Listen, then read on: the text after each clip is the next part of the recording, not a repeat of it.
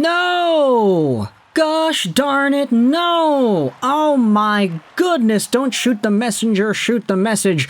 Is that how it goes? Nah, it's just don't shoot the messenger, right? I will never forgive Rick Dhaliwal for ruining my mood for maybe until the rest of the offseason, until the start of the regular season. Because not only have we had some extended updates as to whom it is the Vancouver Canucks are targeting, but we also got the big old question, the big fat WH, why? Why it is the Vancouver Canucks are going out there and targeting the guys that they are targeting. We're going over 2 tweets made by Rick Dhaliwal over the past 2 days, starting out with this one from earlier this afternoon. Multiple sources say Thatcher Demko won't be ready for training camp and preseason games. The club is hopeful he'll be ready for the regular season opener, but even that seems to be in question at this late stage of the summer. Oh boy, yeah, whoop-de-doo. I thought that the injury bug for the Vancouver Canucks lived and died with Willie Desjardins. I had no idea that it had gotten to this point now where Thatcher Demko, after projectably being potentially available for the Vancouver Canucks had they made the 3rd round in the 2024 Stanley Cup Playoffs, will now potentially not even be able to suit up for the regular season at the beginning of October. There's no way he would have been able to play had the Canucks faced off against the Dallas Stars in the 3rd round, right? Hell nah. We're hearing these reports, it was already talked about a few days ago that there was a questionable element to his status as a potential option, but now it's like, hey, he might not even be available for the start of the season.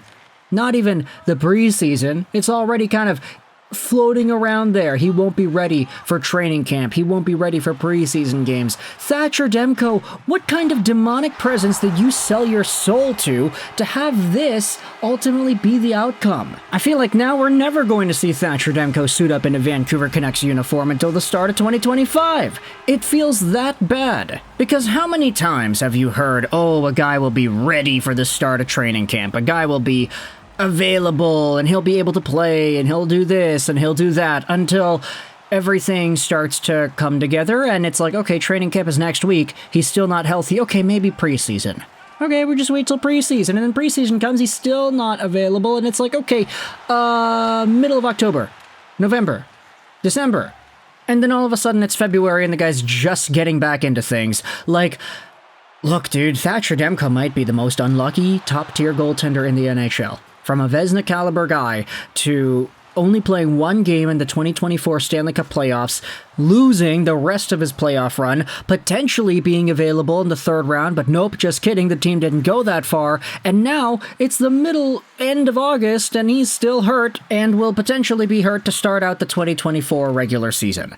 Artur Silovs, buckle up, baby. Come on, Artie, let's go party, because this responsibility is not going to go away anytime soon. Artur Silovs was pretty good in the playoff run that he had. It looks like that's going to carry over into the regular season too, and the Canucks are going to have to get themselves another goalie, right? They can't go into the regular season with Silovs and Jiri Patera as their 1-2.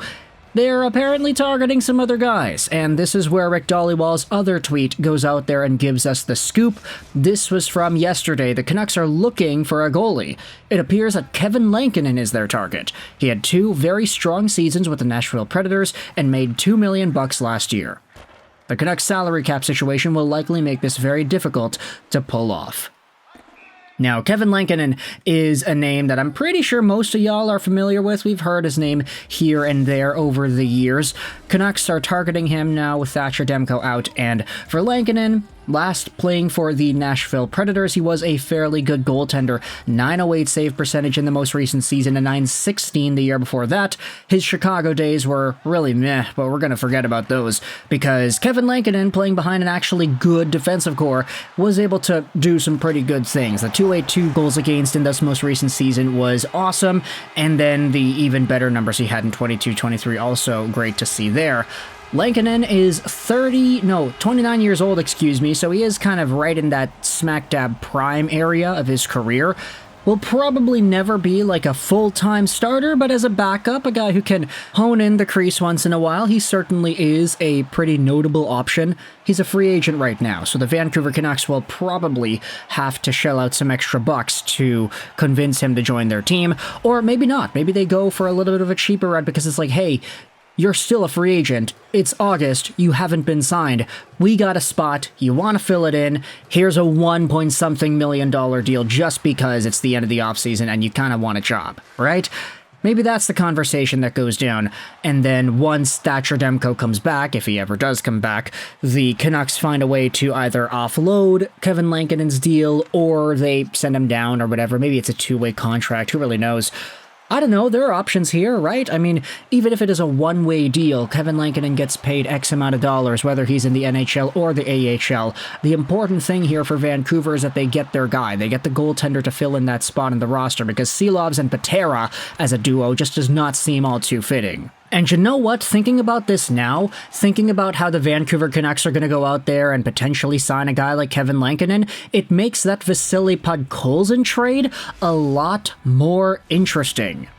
Because, hey, Podkolzin was making a fairly decent amount of money on the Canucks payroll, $1 million on a one-way deal. So this was a guy whose money getting freed up for a draft pick actually helps the Canucks very, very much. And even if it is worst case scenario, the Canucks don't have enough money to sign themselves a guy, well, they still do have Tucker Pullman's contract on the LTIR that is an available option to them. So, you know, I kind of trust the guys up top. I trust Emily Castonguay, I trust Alvin to be able to get things done properly and allow this team to continue into 24-25 with as little problems as possible. Obviously, Demko, this is a really big problem, but what are you going to do? The Canucks have been dealing with this since June. So, if you're a Vancouver Canucks fan, let me know your thoughts in the comment section below about this very unfortunate Thatcher Demko update. It's just getting worse, man. With every few days going by, we have worse and worse news, and it's starting to feel a little bit panicky in the fan base, not amongst the team. I feel like the team and the executives on the team are doing just fine. I mean, as we had said, they've been dealing with this for so long, they have probably a much better picture as to what's going on.